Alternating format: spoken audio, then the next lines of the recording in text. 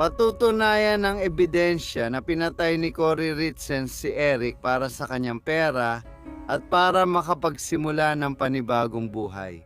Si Corey Ritchens, isang ina mula Utah at may akda ng aklat sa pagdadalamhati ng bata, ay humarap sa korte matapos akusahan ng pagpatay sa asawang si Eric sa pamamagitan ng fentanyl na lason.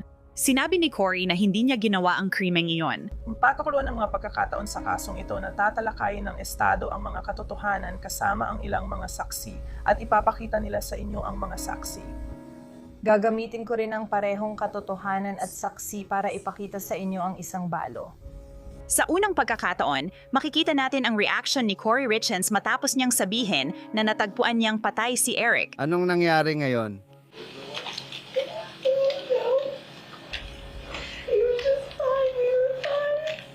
Nag-inuman kami kagabi para ipagdiwang ang isang bagay sa trabaho ngayon. Pinag-uusapan namin ang pinakamahalagang nangyari sa paglilitis ni Corey Ritchens sa ngayon.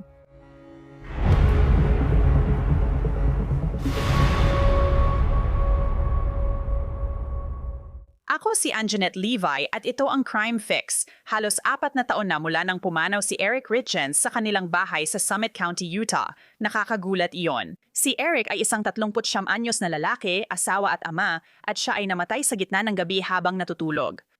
Misteryo ito, ngunit sinabi ng mga taga-usig na namatay si Eric dahil sa overdose ng fentanyl. Pero may problema doon ayon sa pamilya at mga kaibigan ni Eric. Hindi gumagamit ng illegal na droga si Eric at hindi rin siya uminom ng fentanyl. Mahigit 1 taon bago kinumpirma ng mga pulis at piskal na pinatay ni Corey Ritchens ang asawang si Eric sa pamamagitan ng paglalason gamit ang fentanyl sa inumin nito. Ayon kay Corey, kasinungalingan yon.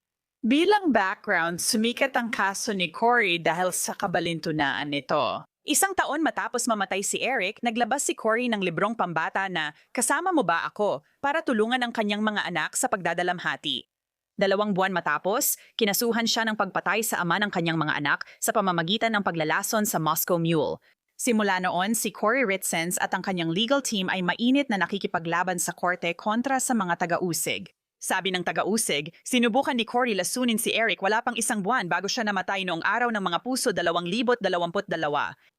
Sinasabi nilang pinatay niya si Eric dahil akala niya mamamana niya ang pera at insurance nito para mabayaran ang utang na ginamit niya sa pangarap niyang maging reality TV star sa house flipping. Ayon sa taga-usig, may kalaguyo si Corey. Sabi ni Corey at ng grupo niya, nagkaproblema man sila ni Eric na lampasan nila at nagmamahalan pa rin. Kaya simulan na natin. Nagsimula na ang paglilitis noong Lunes, Pebrero 23 sa pamamagitan ng pambungad na pahayag. Unahin natin ang panig ng Estado kay Brad Bloodworth bilang pangunahing taga-usig. Patutunayan ng mga ebidensya na pinatay ni Corey Ritchens si Eric para sa pera nito at para makapagsimula ng panibagong buhay. Higit sa lahat, gusto niya ang pera nito para mapanatili ang kanyang pagpapanggap ng pribilehiyo, kayamanan at tagumpay. May negosyo si Corey Ritchens sa house flipping. Bumibili siya, nire-renovate at muling binebenta ang mga bahay. Ipinapakita niya sa kanyang mga kaibigan at mga kasosyo sa negosyo na siya ay napakatagumpay. Patutunayan ng ebidensya na nung araw na namatay si Eric, may utang si Corey Ritchens ng mahigit 4.5 milyong dolyar sa mahigit 20 iba't ibang nagpapautang at wala siyang kakayahang bayaran ang utang na iyon. Dahil ubos na ang laman ng kanyang mga bank account, at ubos na rin ang kanyang credit. Kumuha siya ng mga bagong utang, kabilang na ang mga payday loan para pambayad sa mga dati niyang utang, pero nauubos na rin ang kanyang bagong credit. Sa 5 buwan bago namatay si Eric Ritchens, si Corey Ritchens ay nag-overdraft ng mahigit 200 transaksyon na umabot sa higit 300,000. Sinabi ni Bloodworth sa hurado na namumuhay si Corey sa kasinungalingan. At sa araw na namatay si Eric, si Corey Ritchens ay nakatakdang isara ang bentahan ng isang hindi pa tapos at abandonadong mansyon sa Midway. At sa gayon, magkakaroon siya ng karagdagang 3.2 milyong dolyar na utang. Wala siyang kakayahang pinansyal para bayaran ang utang na iyon, ayusin ang mansyon o panatilihin ito ng sapat na matagal para muling ibenta. Maaaring mukhang kahanga-hanga ang mansyon mula sa malayo, pero kapag tiningnan mo ng malapitan, isa lang itong harapan. Sa kabilang banda, nung araw na namatay si Eric, ang kanyang ari-arian ay nagkakahalaga ng mahigit 4 na milyon. At mapapatunayan ng ebidensya na naniwala si Cory Richens na mamanahin niya ang lahat ng iyon. Naniwala siya na mamanahin niya ang 2 milyong dolyar na bahagi ni Eric sa isang negosyo ng stonemasonry. Isang bahagi na pinipigilan ng prenuptial agreement na mapunta sa kanya kung sila ay maghihiwalay. Pero pinapayagan siyang makuha ang lahat ng iyon kung mamatay si Eric habang sila ay kasal pa. Naniwala siya na mamanahin niya ang bahay na nagkakahalaga ng humigit kumulang 1 milyon na tinitirhan nila, pero pagmamay-ari iyon ni Eric nang hiwalay at hindi kasama siya. At naniwala siyang makikinabang siya sa halos 2 milyong dolyar na insurance sa buhay ni Eric, kabilang na ang 100,000 dolyar na pulisya na kinuha niya. Ilang linggo bago siya namatay, Ikinuwento rin ni Brad Bloodworth sa hurado ang tungkol sa nobyo ni Cory Richens. 9 na araw matapos ang sinasabing tangkang pagpatay, isang linggo bago ang sinasabing pagpatay, nag-text si Cory Richens sa kanyang nobyo, "May kakaiba akong panaginip. Nag-resign ka sa trabaho mo. Magpapadivorce ako at yayaman ng milyon-milyon. Bibilhin natin ang Midway, titira sa guest house at pauupahan ang malaking bahay bilang event center. 15,000 kada araw ang singil nila sa malapit, siguro 12,000 para makipagsabayan. At tayo na lang ang magpapatakbo ng event center bilang araw-araw nating trabaho at magkasama araw-araw magpalaki ng mga anak, mag-alaga ng maliit na farm, ayos na."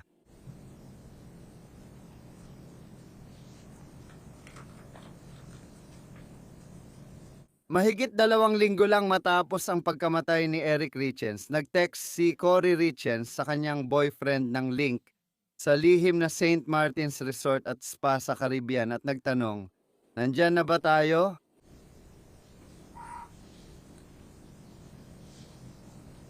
Isang buwan at 5 araw matapos ang pagkamatay ni Eric Richens, Nag-text si Cory Richens. "Sa tingin ko gusto kitang maging asawa balang araw." May mga text na nakita ng mga detective sa telepono ni Cory na ayon kay Bloodworth, nagpapakita ng masama niyang plano.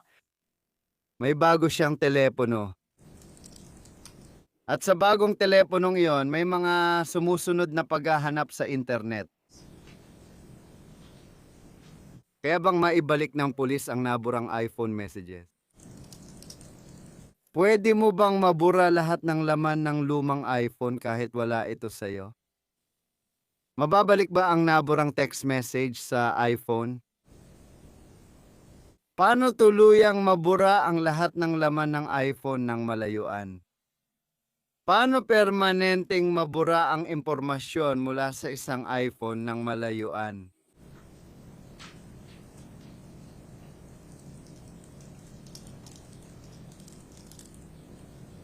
Noong 13 ng Abril, 2022, mga 5 linggo matapos ang pagkamatay ni Eric Richens, ipinaalam ng mga detective kay Cory Richens na ang resulta ng autopsya at toksikolohiya ay nagpapakitang namatay si Eric dahil sa pagkalason sa fentanyl. Pagkatapos noon, kabilang sa mga hinanap niya sa kanyang telepono ay ang mga sumusunod.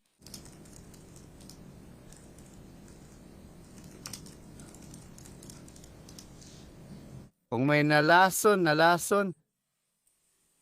Ano ang isusulat sa death certificate na dahilan ng pagkamatay? Ayon sa mga piskal, simple lang ang motibo ni Cory. May utang siya, kailangan ng pera, at may ibang lalaki. Ipinakita ng depensa sa hurado ang ibang imahe ni Cory Richens. Inamin ng abogado ni Cory, si Kathy Nestor, na hindi perpekto ang kasal ni na Cory at Eric, ngunit iginiit niyang hindi mamamatay tao si Cory. Mahal ni na Eric at Cory ang kanilang mga anak na lalaki. Sila ang kanilang mundo. Naranasan na rin nila ang karaniwang sitwasyon ng mga magulang, araw-araw na paghatid at pagsundo sa mga anak sa soccer at iba pang aktibidad na sila ang sentro ng mundo mo. At ganoon ang naramdaman ng parehong magulang para sa kanilang mga anak. Sobrang mahal nila ang mga ito. At ang mas mahalaga pa, sobrang mahal ng mga bata ang kanilang ama, iniidolo nila siya, mahal nila siya. At alam yun ni Cory tungkol sa kanyang mga anak na lalaki at tungkol sa kanyang pamilya. Nalampasan ng kanilang kasal ang mahihirap na panahon at maririnig ninyo iyon. Tulad ng iba, hindi perpekto ang kasal nila. Dumaan sila sa isang napakahirap na taon kung saan pareho nilang naisip ang tungkol sa diborsyo at ginawa nila ang karaniwang ginagawa ng maraming mag-asawa. Nag-marriage counseling sila, inayos ang problema at nagdesisyong magsama. Nagawa nila ito. Ikinuwento ni Kathy Nestor sa hurado ang itinuturing ng depensa na pangunahing butas sa kaso ng Estado, ang desisyon ng medical examiner sa pagkamatay ni Eric Richens. Nakalagay sa kanyang death certificate na ang paraan ng kanyang pagkamatay ay hindi pa rin alam hanggang ngayon. Maririnig niyo ang testimonya na kayang ideklara ng medical examiner ang paraan ng pagkamatay. Maaring ito ay homicide, maaring ito ay suicide, maaring ito ay aksidenteng overdose, maaring ito ay pagpatay, maaring ito ay kahit ano. Hanggang ngayon, ang medical examiner, ang professional na namumuno sa pagdedeklara kung paano namamatay ang mga tao sa estado ng Utah, ay hindi pa rin natutukoy ang paraan ng pagkamatay ni Eric Richens. Ngayon may 5 uri ng pagkamatay: natural, aksidente, hindi matukoy, pagpapakamatay, at pagpatay. Sabi ni Nestor sa hurado na hindi nagtago si Cory ng anuman sa pulis noong namatay si Eric. Maririnig ninyo na bago pa man mailabas ang katawan ni Eric mula sa kanilang kwarto, sinabi na kay Cory na dadalhin ang katawan sa punerarya para sa autopsy. Sa loob ng 1 oras, mula pagdating ng mga pulis, alam na ni Cory na magkakaroon ng autopsy kay Eric. Ano ang nangyayari sa autopsy? Malalaman mo kung paano namatay ang tao. Ganyan ang ginagawa ng mga doktor. Tinetest nila ang dugo at mga tissue ng katawan mo. Kaya alam niya yon. Pero sinabi ba niya sa police or EMS na baka gusto niyong i-check kung may fentanyl palaging ginagamit ng asawa ko? Ginawa ba niya yon? Sa isang pangungusap, kaya niyang alisin ang hinala at gawing overdose ng droga ang nangyari. Pero hindi niya ginawa. Sa totoo lang, pwede niyang gawing eksena na parang nag-overdose siya sa droga, lagyan ng mga fentanyl na tableta sa tiyan niya at ikalat ang mga ito, tapos sabihin na, Diyos ko, alam mo, matagal ko na siyang sinusubukang ipasok sa rehab pero hindi ko talaga nagawa. Pero hindi niya ginawa. At alam mo kung bakit? Dahil sinabi niya ang kanyang katotohanan.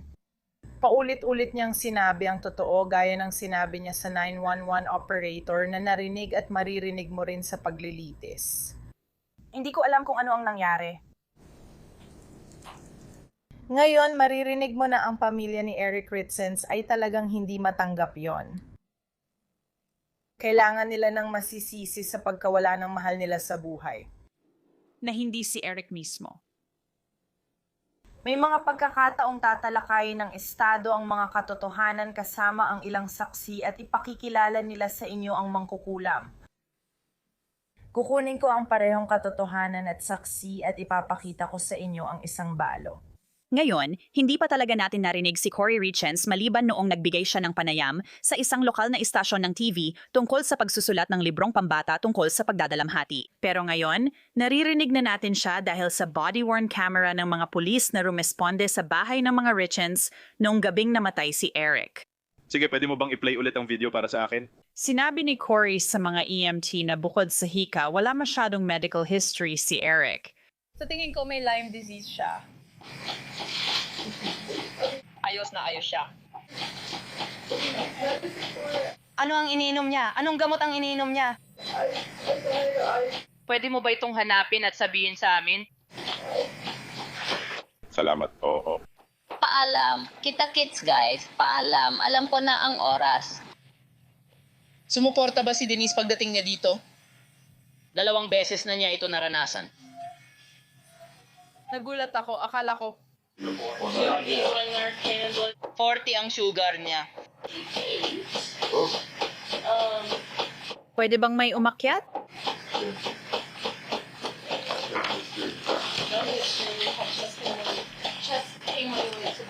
Ano ang iyong unang pangalan? Ano ang iyong unang pangalan? Kausapin muna kita saglit. Hayaan nating gawin nila ang trabaho nila sa loob. Anong nangyari ngayon? May ilan name. Ipinanganak siya. Nang sinabi mong ayos kami, anong oras mo siya nakita? Nagising pa siya. Nag-inuman kami ng alas 9 para magdiwang ng isang bagay sa trabaho bukas. Sige, Natulog na kami. Natulog ako pagkatapos ng halik ko. Natulog siya sa kama namin. anong oras kayo natulog? Alas 9:30. Alas 9:30? Sige. Alas 9:45. And anong nakapukaw sa'yo sa kanya ngayon sa oras na ito? Kakagising ko lang. Lagi kong inuuna ang tulog kaysa sa ibang gawain. Nagising ako at bumalik sa kama ko. Gumapang lang ako sa bahagi niya. At siya ay nakahiga sa kama. Nakahiga siyang patihaya sa kama at hindi ko yun ginawa. Sige, nakahiga siya ng patihaya, tama? Sige, nasaan ang mga anak mo ngayon?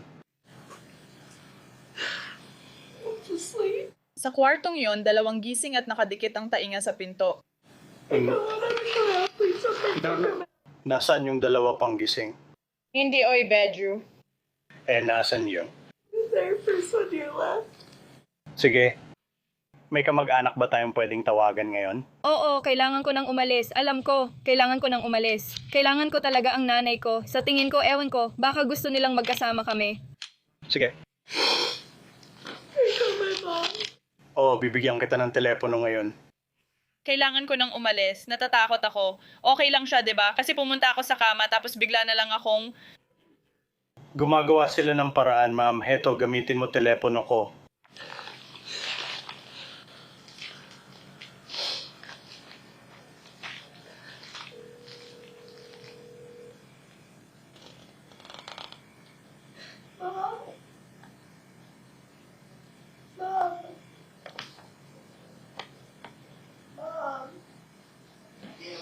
nasa tapat lang ng ilong ko.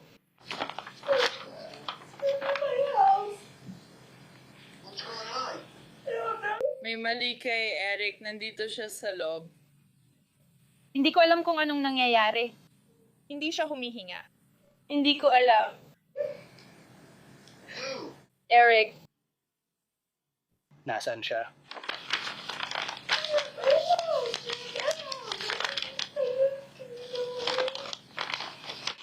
Papunta na ako. Sa tingin ko, nahanap ng partner ko ang telepono mo. Ito ba yun dito? Meron ba siyang anumang kondisyong medical or kung anumang ganon? Meron siyang Lyme's disease. Lyme's disease. Kaya nakita natin si Corey Richens na nakikipag-usap sa pulis tungkol sa kalusugan ni Eric Richens. Sabi niya may Lyme's disease siya pero wala naman siyang seryosong sakit. Okay, wala siyang problema sa puso o katulad nito. Hindi, ang sinabi lang niya ay sumakit ang dibdib niya nung natulog siya. Yun lang. hindi naman dahil kulang siya sa tubig. Alam mo yun, kapag nagbibisikleta siya sa baba. Hindi ko alam. Parang wala lang.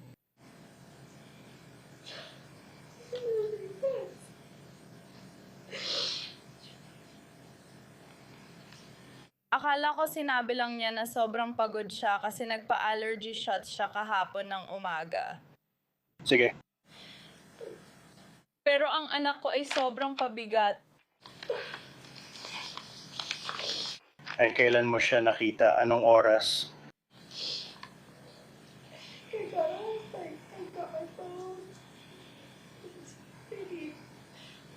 Alas 3. Mga alas 3. Agad mo bang tinawagan ng 911? Oo, ibig kong sabihin agad akong bumangon sa kama at malamig na siya. Pakiramdam ko may mali.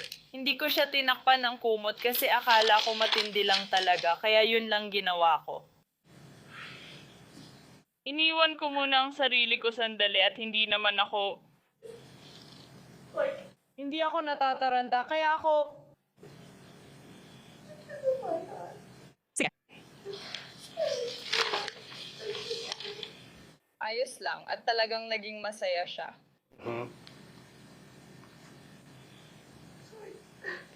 May COVID or anumang ganun? Katatapos lang namin sa COVID. Sige. At kailan yon? Ilang linggo na ang lumipas. Sige, so hindi ka makailan lang. Hindi siya lang. Nag-negative na siya sa test. Ako yung huling nag-positive. Siya ay nagkaroon nun. Kaya ang huli niyang negative na test ay 1 linggo na ang nakalipas. Sige.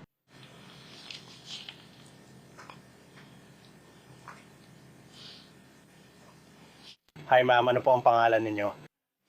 Cory. Pasensya na. Ano yung Cory? May C ba yon? OURI.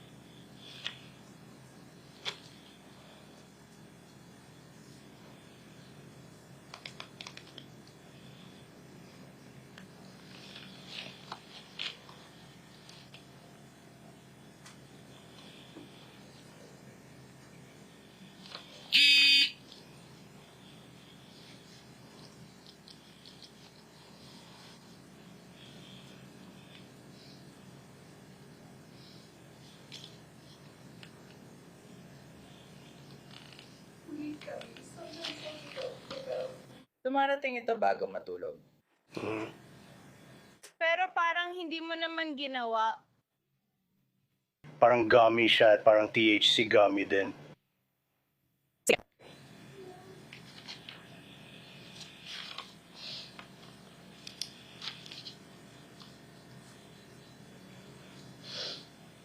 At sino ang pangunahing doktor niya? Si Herb Levely sa Heber City. Sino? Si Herb Levely. Paano ito binabaybay? Kumusta siya? PLEY. Lepley.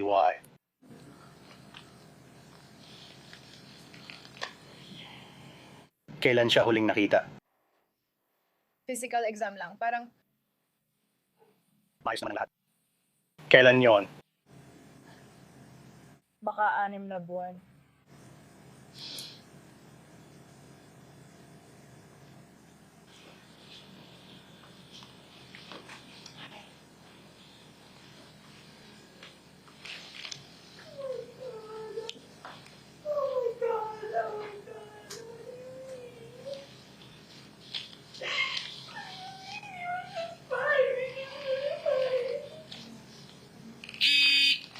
Darating ang pamilya, pati ang tatay niya. Pumunta ka sa pasilyo niya.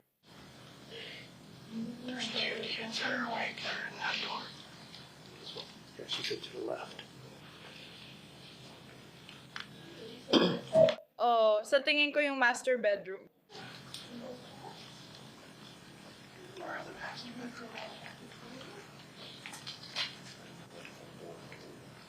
Sinabi niya na natulog siya ng mga 9:00 o 9:30 kasama ang mga bata kasi doon siya natutulog kapag nasa kama. Mga 3:00. Lumipat siya sa kama niya. Malamig at mabigat na. May Lyme disease siya. Nakakuha siya ng allergy shot kahapon. Baka kumain siya ng gummy. Pumunta ba siya kagabi? Hindi ko alam. Ipinadala ang Pinag-usapan ng mga EMT sa lugar ang posibleng sanhi ng pagkamatay ni Eric. nagtataka ako kung nagkaroon siya ng aneurysm or kung ano man dahil sa dami ng dugo. Ang dami talagang dugo para sa amin na parang walang dahilan. Ikaw ba ang nauna sa eksena? Pangalawa kami, pero nauna rito yung taga-self-fire. At may dugo na bago ka pa dumating. Lumabas ang kaunting dugo nung nag-start kami ng compressions gamit ang Lucas. Sige. Sige. Hindi ko alam. Walang pulso o kahit ano. Wala, malamig siya. Sa tingin ko, matagal na siyang ganyan. Hindi naman matagal, pero nandyan na siya. Tulog siya buong oras. Sige. Ayos lang. Tinanong ng opisyal si Cory tungkol sa lagay ni Eric nang makita niya ito. At nung natagpuan mo siya, nasa kama ba siya? Oo. Nakahiga siya sa gilid na parang normal lang. Akala ko lang nilalamig siya.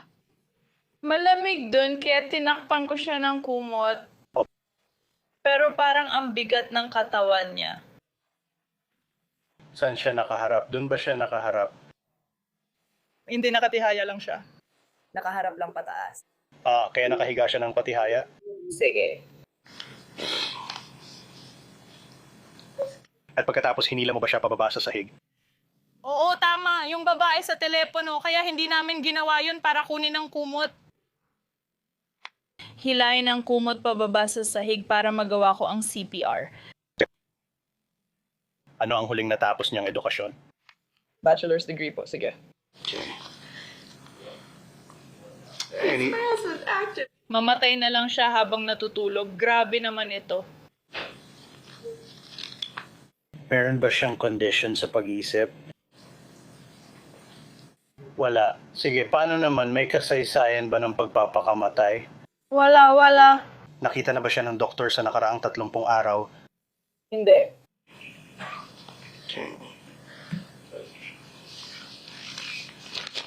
Meron bang kahit anong... May reseta ba sa huling 30 araw? Wala.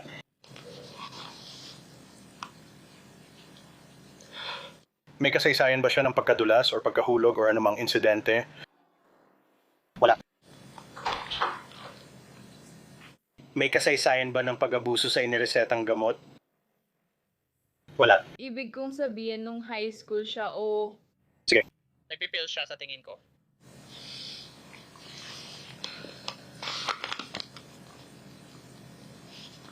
Or baka na-injection siya kahapon.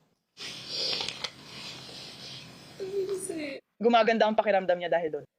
Hindi siya mukhang maayos at maputla siya kagabi.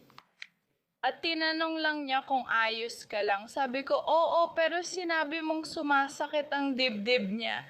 Pero,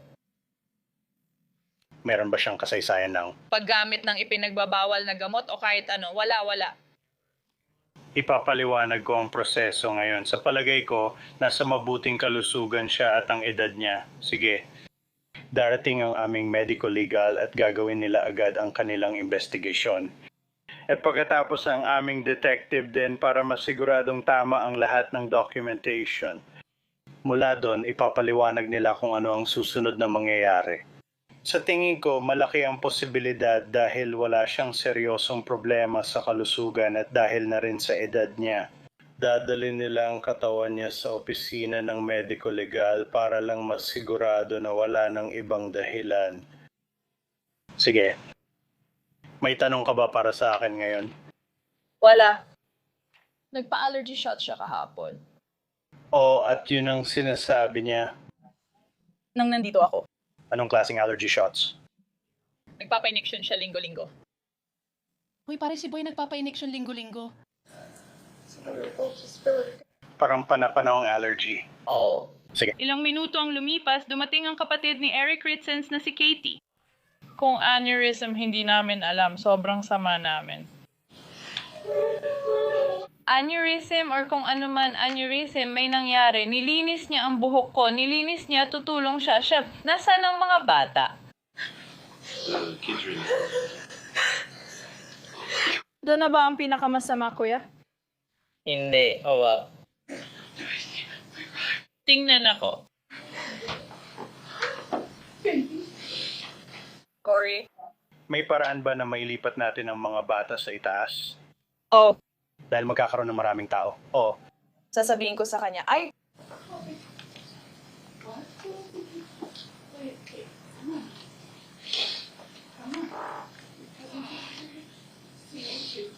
Bob, tara na. Bob, manatili ka sa bahay. Pasensya na. Pasensya na. Halika na, mahal. Halika na. Pasensya na. Pasensya na. Pwede kong ipaliwanag sa kanya kung gusto mong umalis. Namimiss ko ang lahat.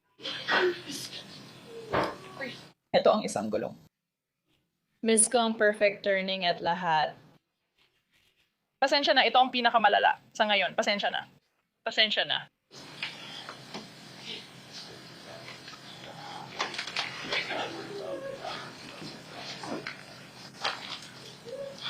Pasensya na. Natural lang yan. Sige. Huminga ka ng malalim. Huminga ka ng malalim. Pasensya na.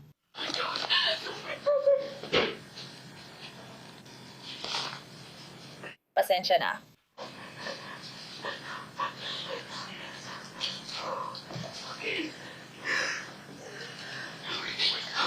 Sige, huminga na ako. Diyos ko, kailangan ko ng hangin. Kausap ko lang siya, ilang oras pa lang ang nakalipas.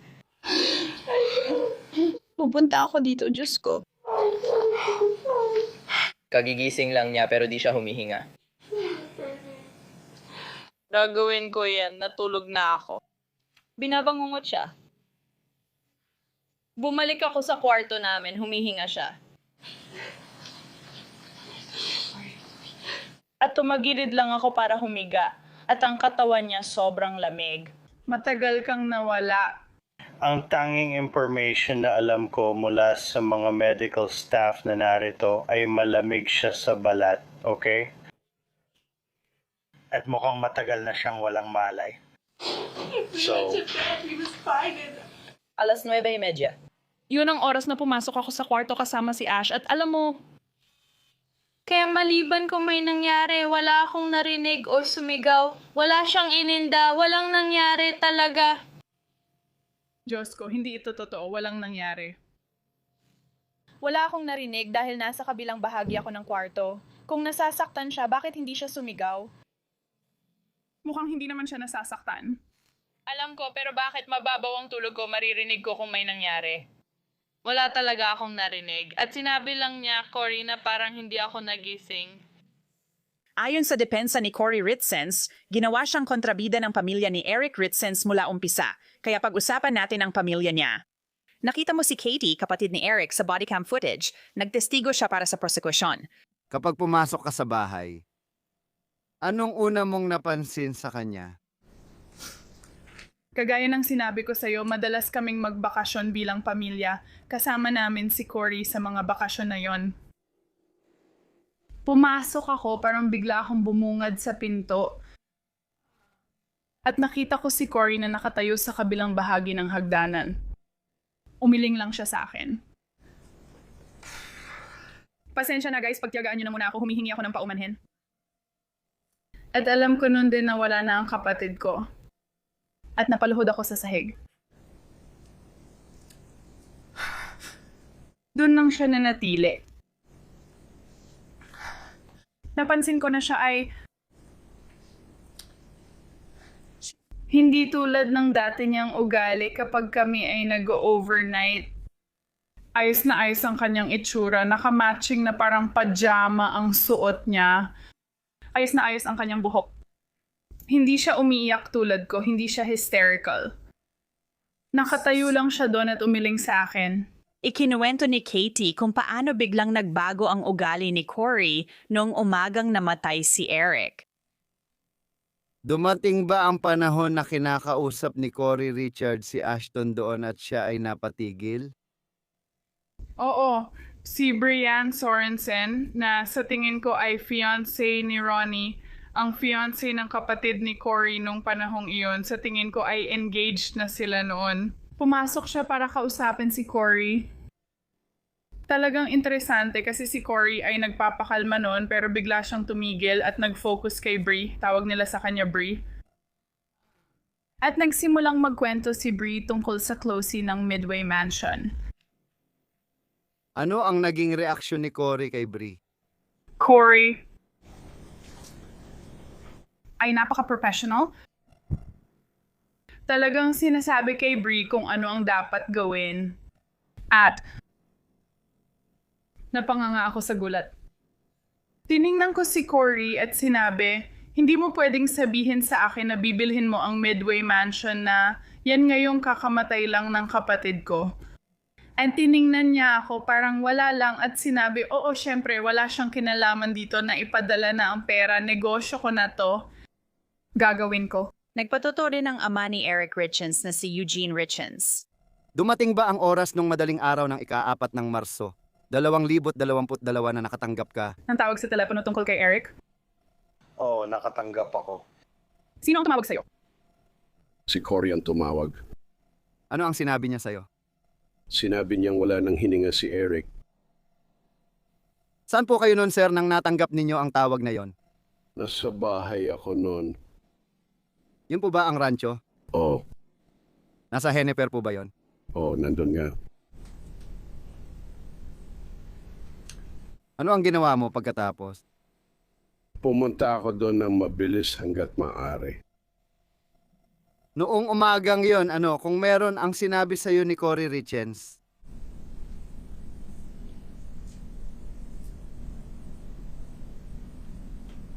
Alam mo, wala akong masyadong maalalang sinabi niya sa akin. Binanggit din niya ang isa pang usapan nila ni Cory. Dumating ba sa punto na sinabi sa'yo ni Cory Richens kung ano ang naging sanhi ng pagkamatay ni Eric? Oo, meron. Hindi ko masasabi ang eksaktong petsa, pero ito ay sa pagitan ng libing ni Eric at ng panahon na idineklara ng medical legal kung ano ang ikinamatay niya. Tinawagan niya ako at sinabi na kakausap lang niya sa medical legal at napag-alaman nila na namatay siya sa parehong dahilan na ikinamatay ni Linda at dahil sa COVID. At si Linda ang asawa mo, tama ba? Oo, si Linda ang asawa ko. Ano ang naging dahilan ng pagkamatay ng asawa mo? She had, nagkaroon siya ng problema sa fungus sa kanyang mga baga. Tulungan mo ulit ako. Siyempre. Sana nga ba tayo? Ano ang tumatak sa'yo kung meron man nang sabihin ni Cory Richens na si Eric ay namatay sa parehong dahilan ng pagkamatay ni Linda? Gaya ng sabi ko, tinawagan ko ang anak kong si Ketty. Si Ketty naman ay tumawag sa medical legal at wala silang natanggap na tawag mula kay Cory. Hindi pa nga nila na ilalabas ang mga resulta noon. Tumestigo ang medical legal tungkol sa kanyang natuklasan sa sanhi at paraan ng pagkamatay ni Eric Ritsen.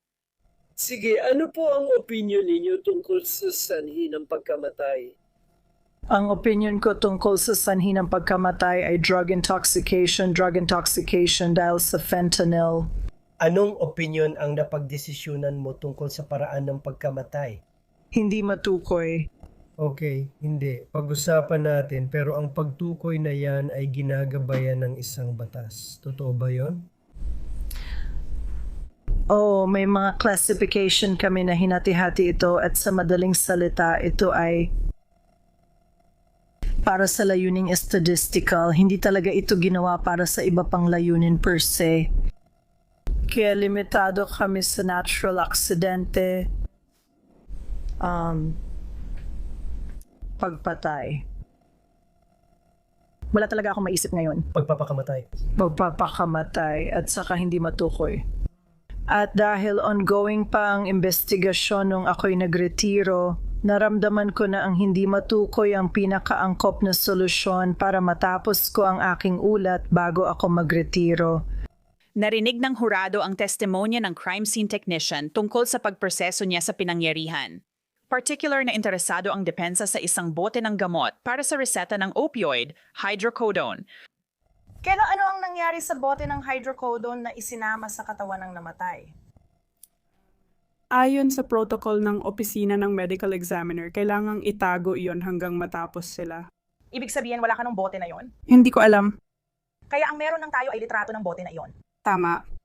Kaya hindi mo kailanman dinala ito para sa pagsusuri sa kahit kanino. Tama. Kaya kung may natirang fentanyl sa walang lamang bote ng gamot noong 2016, hindi natin alam kasi hindi mo dinala para ipasuri, tama? Hindi sa akin ibinigay ang bote, hindi. Inaasahang ilang linggo ang paglilitis kay Cory Ritzens at tututukan ito ng law and crime. Iyan ang pagtatapos ng Crime Fix episode. Ako si Anjanette Levy. Salamat sa pagsama. Makikita tayo dito sa susunod.